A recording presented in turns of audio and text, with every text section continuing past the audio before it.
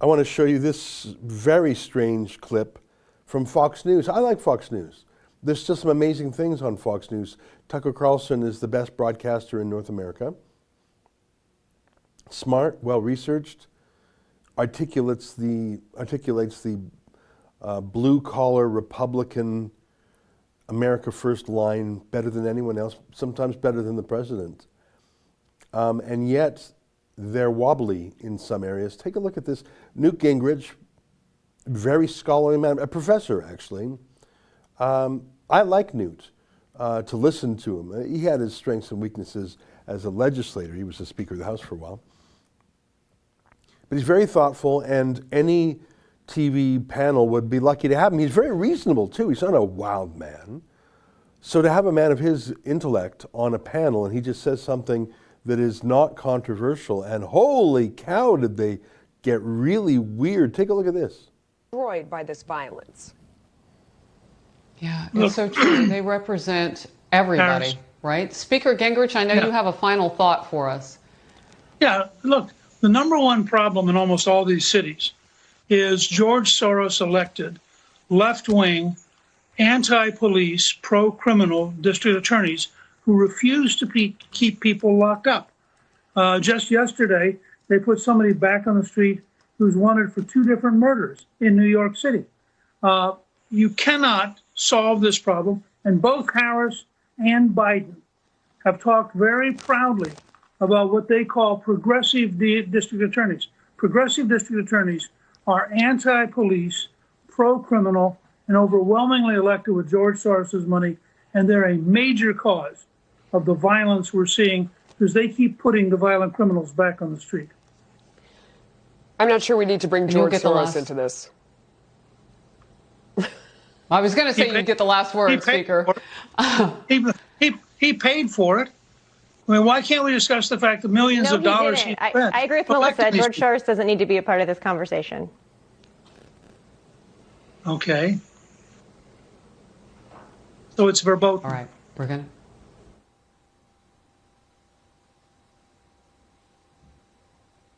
Okay, we're going to move on. A historic day at the White House. We covered it from stem to stem. I wonder what instructions she was getting in her earpiece when she just said, she was quiet for a minute and said, okay, we're going to move on. Hey, Justin, can you Google George Soros district attorneys? Because it is not a matter of opinion whether or not George Soros, over the last decade, has poured tens of millions of dollars into a very specific and particular project, namely to take over the district attorneys' roles in various states around the United States, to do things like, in some jurisdictions, they will not prosecute an assault on a police officer. That sounds insane, but Soros, the LA Times, for example, had a big piece on it. I think the New York Times did too. It's not even a controversy. He brags about it. I'm sure we could go to the Open Society's Foundation's website and find it, but if you just Google George Soros District Attorney's Campaign, let me know if you need help to find it. Yeah, Soros adds intrigue and $800,000 to DA race, backing progressive. That's just one story there. That's just one. But I tell you that he had an entire America-wide campaign. Keep poking around if you don't mind to find it, because I just want to prove that it wasn't just one-offs here and there. Soros is no dummy. He also has a Secretary of State campaign for different states that he's been working on for years. And that goes to voting rules. Crime spikes as Soros-funded DAs take charge. They're not progressive, they're rogue. Let's read a little bit of this. So this is not controversial. This is not a rumor or a conspiracy theory. Billionaire Democrat donor George Soros bankrolled the successful campaigns of a new crop of district attorneys who now preside over big cities with skyrocketing crime. Soros-backed DAs in Philadelphia, St. Louis, San Francisco, and other cities have fired scores of experienced prosecutors and, as promised, stopped prosecuting low-level quality-of-life crimes such as disorderly conduct, vagrancy, and loitering. Their laissez-faire criminal justice philosophy bucks the get tough, broken windows approach made famous by then New York Mayor Rudy Giuliani. Put into practice, New York and other metropolises saw dramatic crime reductions throughout the 90s. Those days are long gone. Can we find something that sort of gives us a dollar amount here, or an idea of the scale here? And it's been going on for many years. It's just we're seeing the fruits of it. Refusing to prosecute at all. So police arrest someone, bring him into the jail, they're booked, but then they go to first appearance. Yes, Soros aims, what's the headline, what's the news source there? Capital Research Center. Soros aims to transform the justice system by funding DA races. Let's read a little bit here. Since 2015, he has spent more than $17 million on district attorney and other local races in swing states such as Pennsylvania, Virginia, and Arizona, pardon me, but also large predominantly left of center states, California and New York. He dropped $2 million in a single sheriff race in Maricopa County, Arizona, helping progressive candidate Paul Benzone win the election over Joe Arpaio, a very famous race. He's given millions of dollars in grants to candidates in several other counties as well. So what have we shown? Like 3 different... Oh, the effort has a clear motive spelled out in a 2014 press release. Oh, there you go. Soros' Open Society Foundations contributed $50 million to the ACLU campaign against jailing people, part of their smart justice campaign. So the ACL, this is not a secret. This is an excellent link you have here because it's got all the facts here. Soros is not the only billionaire who contributes to elections in support of progressive or conservative candidates. Blah, blah, blah, blah, blah. Oh, look at that one. After Manhattan District Attorney Cyrus Vance declined to prosecute Harvey Weinstein, and it was discovered that Weinstein's legal team had funded Vance's campaign, state legislators discussed whether there should be restrictions on funding. Well, and that's something that Americans and Brits don't quite understand. They elect their top prosecutors down there. You'd be thinking, how does money and campaigns have anything to do with the administration of law? In America, it's democratized, which means it's commercialized. I suppose it is in Canada too, but it's just the prime minister or the premier of a province who would make each decision. In the US, you can literally elect your prosecutors, and they run on platforms of defund the police, don't prosecute assaults on police. So can you play that Fox clip of Newt again? So I've just shown you, thank you Justin for finding them, detailed specific evidence in credible media and research sites. It's even ridiculous to say, I swear this is true. It's not a secret. Like, this is not a secret. Before you do, could you go to Open Societies, the Open Societies website? George Soros is not sneaky. I mean, I'm sure he is in some ways, but he's a little bit boastful, as most people with God complexes. Yeah, Open Society Foundations. The Open Society Foundations work to build vibrant and inclusive democracies whose governments are accountable to their citizens. And just scroll down a bit. How we work. Every year, the Open Society Foundations give thousands of grants to groups and individuals. Total expenditures, $16.8 billion.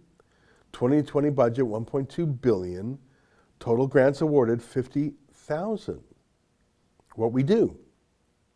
The Open Society Foundations are active in more than 120 countries around the world, including Canada, obviously. Our national and regional foundations. So this is Soros's, in fact, can you find a link to Soros on here? Journalism, yeah. Click on that for a second, it's terrifying. Independent journalism, yeah, if Soros is funding you. So $25.8 million, you can buy an awful lot of journalists for $25 million.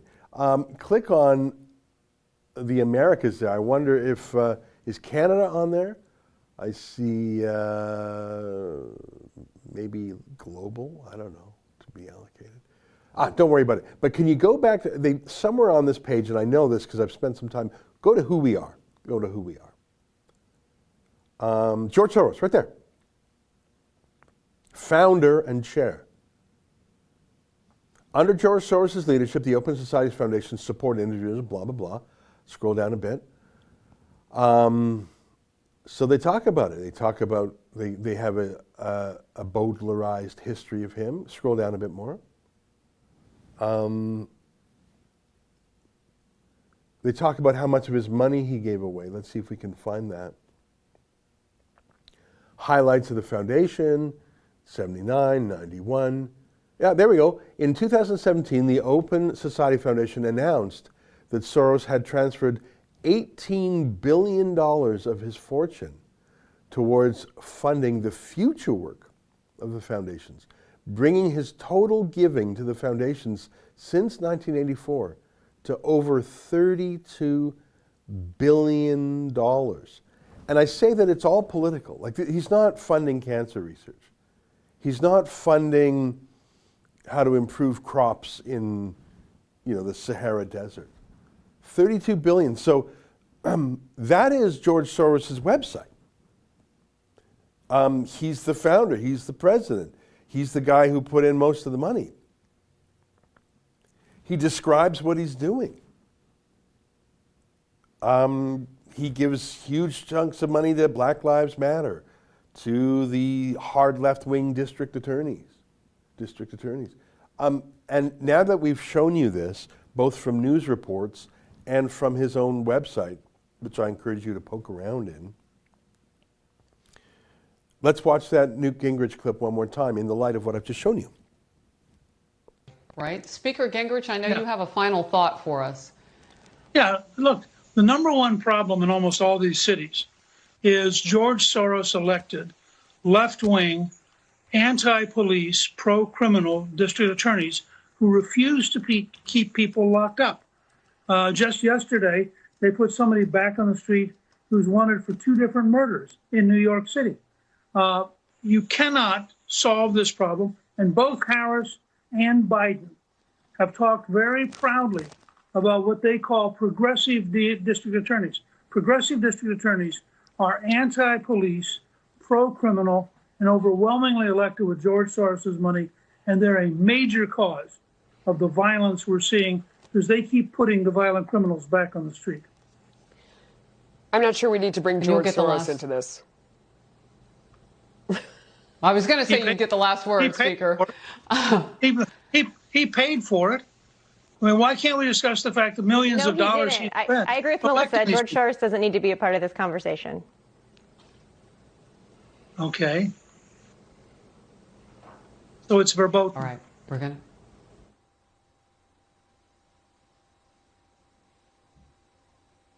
Okay. We're going to move on.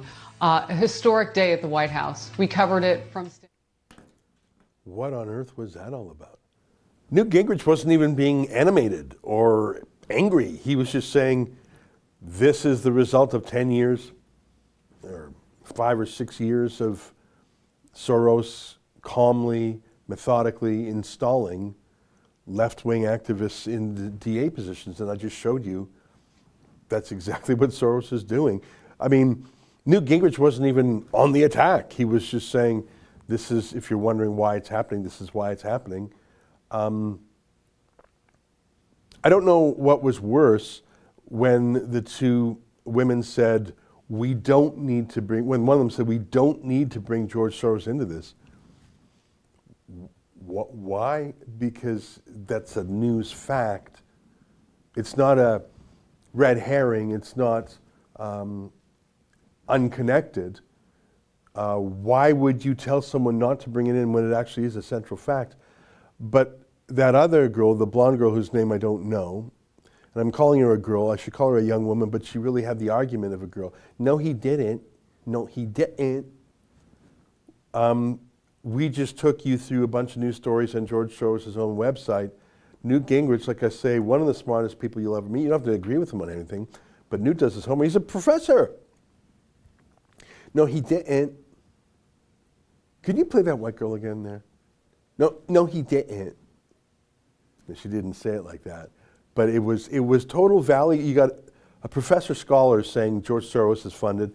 these progressive DAs, and they have an anti-police agenda, and he's been doing this for years. And so you have a professor saying, here's all these things that are true, and I just proved them to you. And then you have I'd like to get her name. No, he didn't. We need to bring George Soros into this. I was going to say you get the last word, Speaker. He paid for it. I mean, why can't we discuss the fact that millions of dollars he spent? I agree with Melissa. George Soros doesn't need to be a part of this conversation. No, he didn't. No, he didn't. That girl there. No, he didn't. No, he didn't. So it's What is going on there? What is going on there? The most interesting thing about George Soros is that he doesn't hide these things. You could spend days going through his website. And, he uses code word. He says progressive agenda, democratizing. But, of course he's going to use that. He's not going to use harsh words to describe what he's doing. But he will describe what he's doing. You can look at individual grants. You can look at the countries he's involved. You can look at his stuff. I tell our team here when something feels a little conspiratorial, I said, the craziest facts in the world are out there, lying on the ground. Pick it up.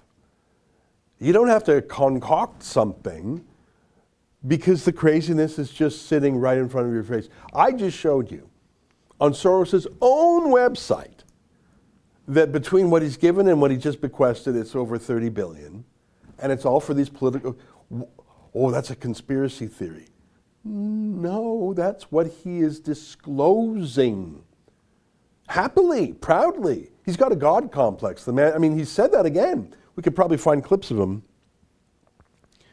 saying that he, there are clips of it. I've seen them myself. I don't know if you want to try and poke around for him on YouTube. I can't remember if he uses God complex or Messiah complex. I think it's a God complex. When you have that much money, I think he's the world's, like America's 7th richest man or something. I don't know how his fortune has gone up or down in the pandemic. But he doesn't just have a billion. He's in the tens of billions, like probably 50 billion or something. Or maybe I'm confusing with Mike Bloomberg. But Soros is definitely out of the single-digit billions. He's in the double-digit billions. Well, we know that. He just gave 18 billion more to his Open Societies Foundation. When you have that much money, you must truly think you are God, because there's almost nothing you can't get other humans to do.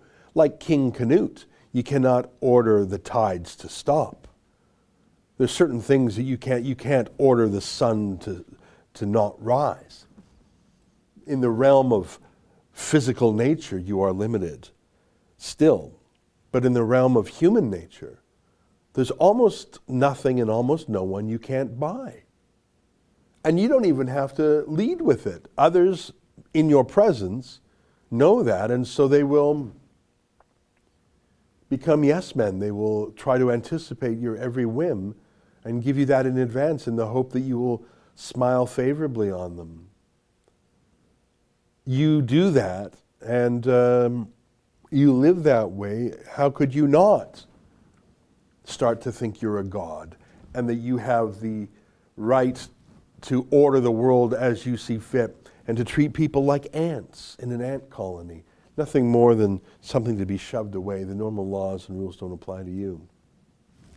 I don't know if you know this, but George Soros sued me personally back in, would that have been 2010?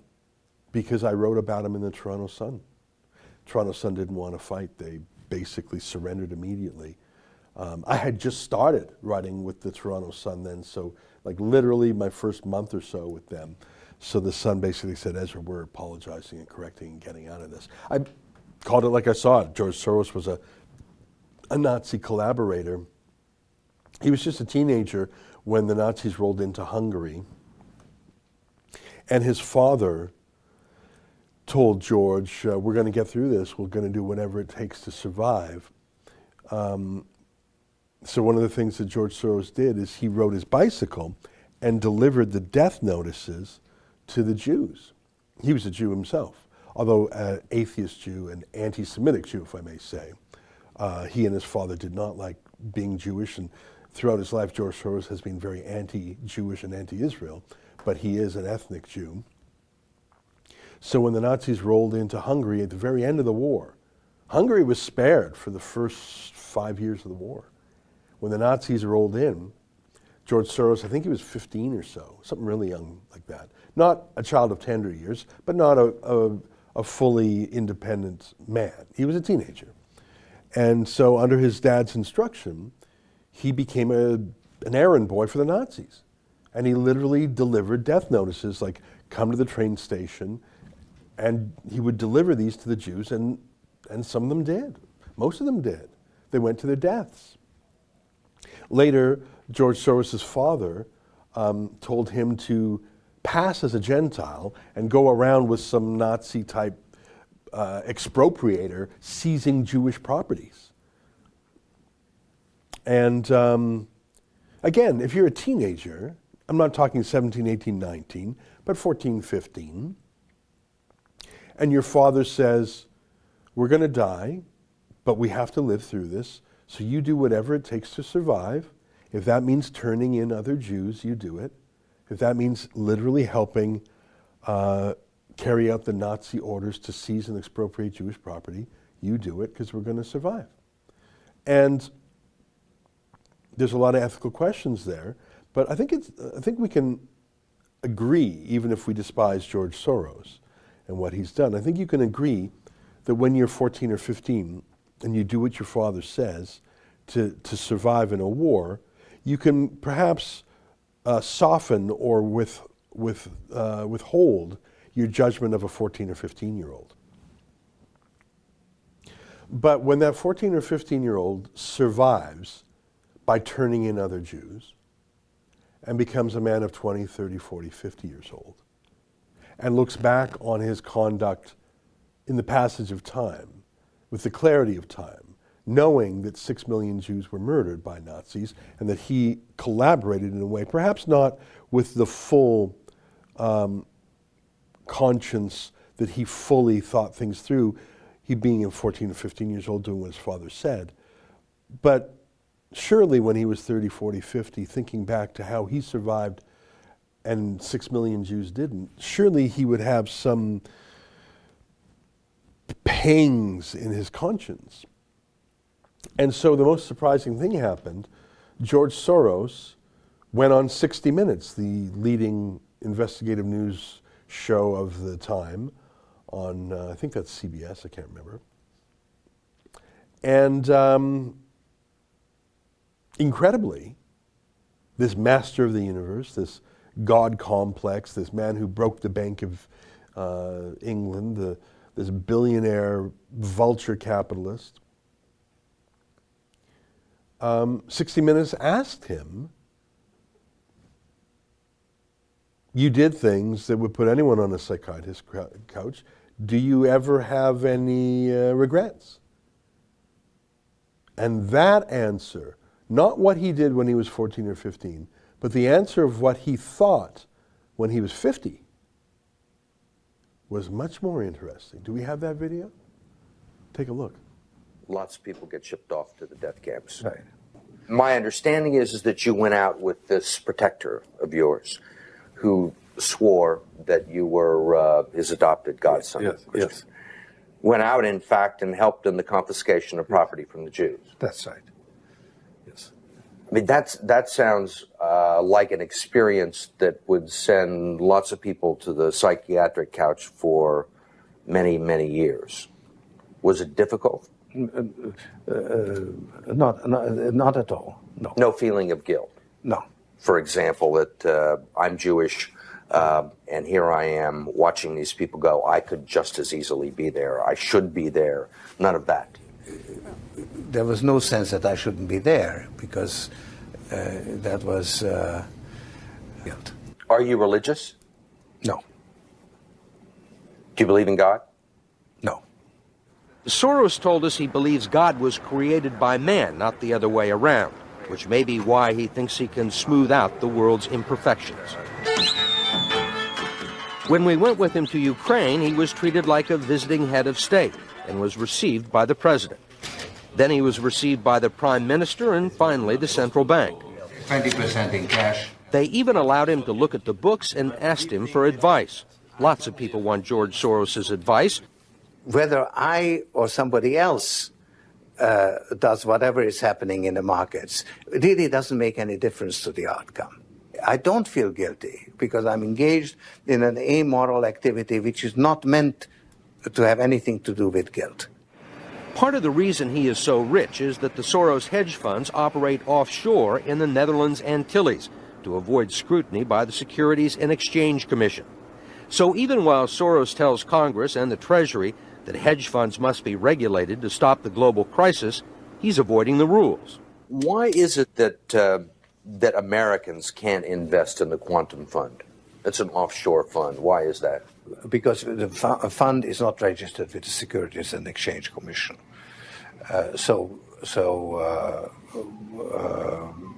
We are not Licensed to do business in the United States. That's right. Because? Because we are not registered with the Securities and Exchange Commission.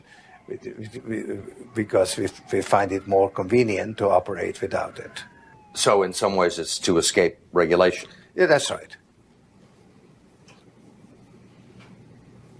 But you've been sitting here talking about the need for regulation. Yes, and whatever regulations are imposed, we will obey. We already conform to everything. One of your money manager told us that George really does think he's a god. That last part there, with him and Hillary, was tacked on. But if you can find another clip, Justin, where he answers that question, one of your money managers says you think you're a god. That's how that conversation continues. Please do look for that if you can. But boy, did we see a lot there. My first instinct, that interview was, I believe, in 1998, so 22 years ago. Soros, I think, therefore, was 78. I think he's 90 now. My first reaction on seeing that is, I can't believe Steve Kroft is still alive. I'm surprised he hasn't been Epsteined. My second thought was, he's completely amoral. He uses that word, doesn't he? He says, oh, there's no morality to what I do. If I didn't do it, someone else would. Oh, I want lots of regulation for Americans, but not for me. Are you crazy? No, I'm keeping my money offshore. Tax Americans, but I'm keeping my stuff offshore. And you heard him when Steve Kroft asked him about being a Nazi collaborator. Oh, no, it's like a market. If I didn't do it, someone else would. No, there's nothing immoral. I read one of his biographies. He's got a lot of biographies. And he said it was the most exciting time of his life, going around expropriating property from Jews. And that's the thing. When a guy's in his 70s and he looks back fondly on the Holocaust, fondly on how he escaped it, fondly on being a collaborator, fondly on how he expropriated money from Jews, and he says, no, never missed a moment of sleep, never had a pang of guilt. Just like breaking the Bank of England, just like having his wealth offshore, it's amoral. That is the nature and character of the man who has spent more than anyone else, probably more than anyone else combined, in manipulating American politics. $38 billion he's given to the Open Societies Foundation, if I recall. Yeah. So why did the gals on Fox News tell Newt Gingrich to hush? Hush now. Don't mention George Soros. Really? Huh. That's an excerpt from my daily TV show that I do live at 12 noon Eastern Time. We talk about the news of the day, we play interesting viral videos, and most importantly, I take your questions that you chat to me through YouTube Super Chat. I think that's the funnest part of it. So tune in every weekday at 12 noon Eastern Time, only here at rebelnews.com.